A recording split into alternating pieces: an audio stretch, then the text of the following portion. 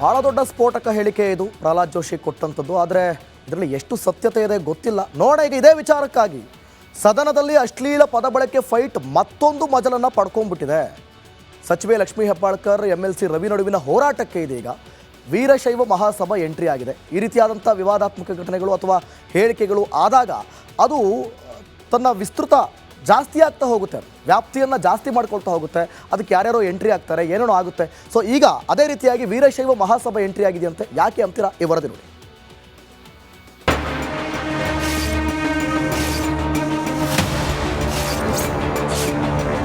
ಹೆಬ್ಬಾಳ್ಕರ್ ಪರ ನಿಂತ ವೀರಶೈವ ಮಹಾಸಭಾ.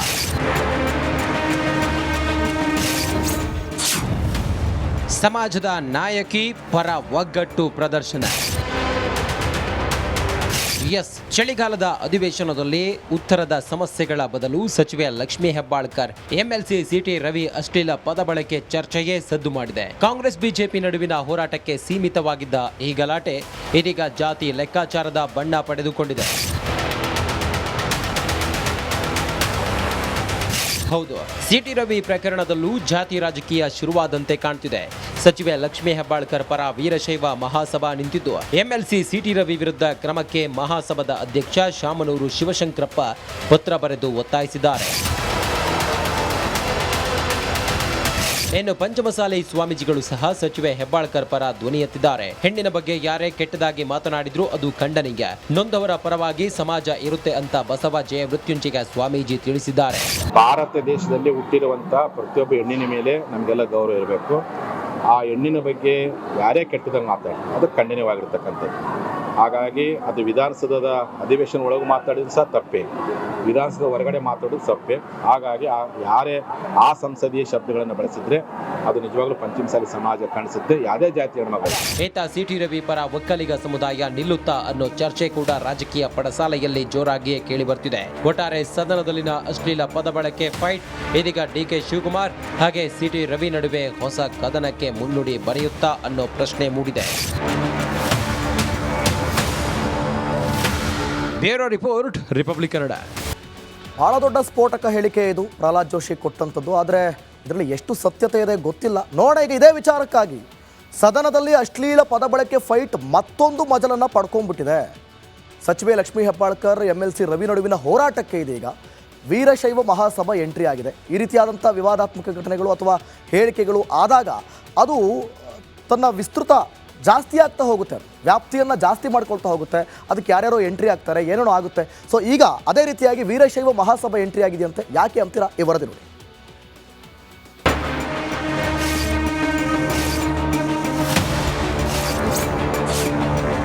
ಹೆಬ್ಬಾಳ್ಕರ್ ಪರ ನಿಂತ ವೀರಶೈವ ಮಹಾಸಭಾ.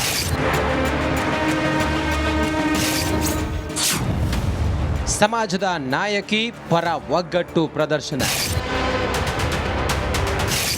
ಚಳಿಗಾಲದ ಅಧಿವೇಶನದಲ್ಲಿ ಉತ್ತರದ ಸಮಸ್ಯೆಗಳ ಬದಲು ಸಚಿವೆ ಲಕ್ಷ್ಮೀ ಹೆಬ್ಬಾಳ್ಕರ್ MLC CT ರವಿ ಅಶ್ಲೀಲ ಪದ ಬಳಕೆ ಚರ್ಚೆಯೇ ಸದ್ದು ಮಾಡಿದೆ. ಕಾಂಗ್ರೆಸ್ ಬಿಜೆಪಿ ನಡುವಿನ ಹೋರಾಟಕ್ಕೆ ಸೀಮಿತವಾಗಿದ್ದ ಈ ಗಲಾಟೆ ಇದೀಗ ಜಾತಿ ಲೆಕ್ಕಾಚಾರದ ಬಣ್ಣ ಪಡೆದುಕೊಂಡಿದೆ.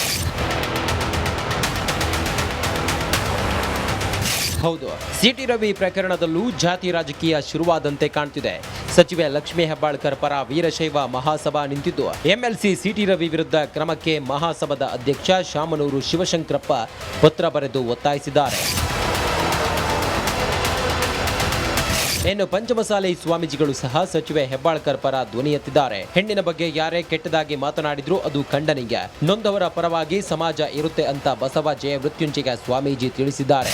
ಭಾರತ ದೇಶದಲ್ಲಿ ಹುಟ್ಟಿರುವಂತಹ ಪ್ರತಿಯೊಬ್ಬ ಹೆಣ್ಣಿನ ಮೇಲೆ ನಮಗೆಲ್ಲ ಗೌರವ ಇರಬೇಕು. ಆ ಹೆಣ್ಣಿನ ಬಗ್ಗೆ ಯಾರೇ ಕೆಟ್ಟದಂಗೆ ಮಾತಾಡಿ ಅದು ಖಂಡನೀಯವಾಗಿರ್ತಕ್ಕಂಥದ್ದು. ಹಾಗಾಗಿ ಅದು ವಿಧಾನಸೌಧದ ಅಧಿವೇಶನ ಒಳಗೆ ಮಾತಾಡಿದ್ರು ಸಹ ತಪ್ಪೇ, ವಿಧಾನಸೌಧ ಹೊರಗಡೆ ಮಾತಾಡೋದು ತಪ್ಪೇ.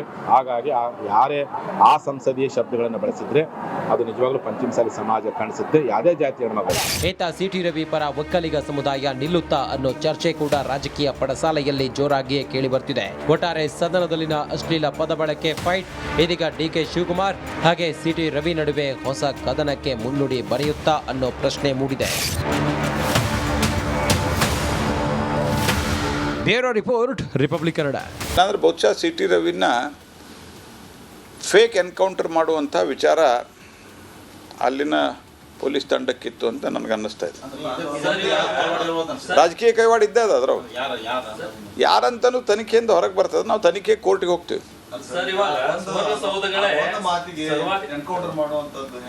ಬರೀ ಅದು ಒಂದೇ ಕಾರ್ಡ್ ಅಲ್ಲ, ಅದು ಒಂದೇ ಕಾರಣ ಅಂತ ನಾ ಹೇಳಲ್ಲ. ಈ ರೀತಿ ಒಬ್ಬರನ್ನ ಮಾಡಿಬಿಟ್ರೆ BJP ಯಾವುದೇ ಆಕ್ಟಿವಿಟಿ ಮಾಡಲ್ಲ ಅಂತ ಹೆಚ್ಚು ಬಾರಿ ನನ್ನನ್ನು ಫೋರ್ಸಿಬಲಿ ಫೋನ್ ಕಿತ್ಕೊಳ್ಳೋ ಪ್ರಯತ್ನ ಮಾಡಿದ್ರು.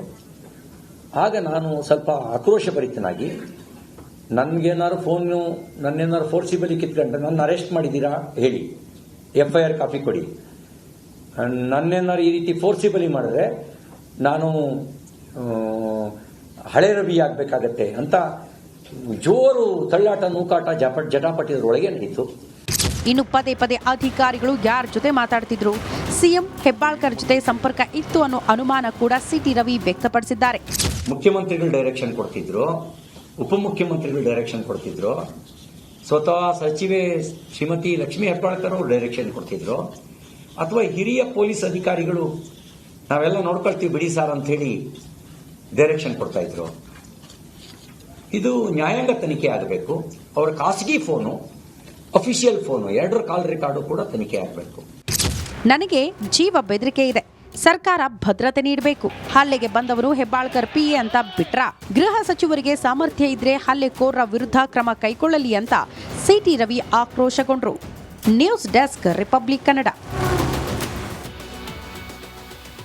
ಸಿಟಿ ರವಿ ಒಂದು ಕಡೆ ಆಕ್ರೋಶವನ್ನು ಹೊರಹಾಕ್ತಿದ್ದಾರೆ, ನಡೆದಂಥ ಘಟನೆ ಬಗ್ಗೆ ಜನರಿಗೆ ತಿಳಿಸ್ತಿದ್ದಾರೆ, ಸ್ವತಃ ಅವರೇ ಖುದ್ದು ಮಾತನಾಡ್ತಿದ್ದಾರೆ ಏನೆಲ್ಲ ಆಯಿತು ಅಂತೇಳಿ. ಒಂದು ಕಡೆ ಅದಾದರೆ ಮತ್ತೊಂದು ಕಡೆ ಈ ರಾಜ್ಯ ರಾಜಕೀಯದಲ್ಲಿ ಲೆಕ್ಕಾಚುಕ್ತ ಚರ್ಚೆ ಬೇರೆ ಜೋರಾಗ್ತಾ ಇದೆ. ಏನಪ್ಪ ಇದು ಲೆಕ್ಕಾಚುಕ್ತ?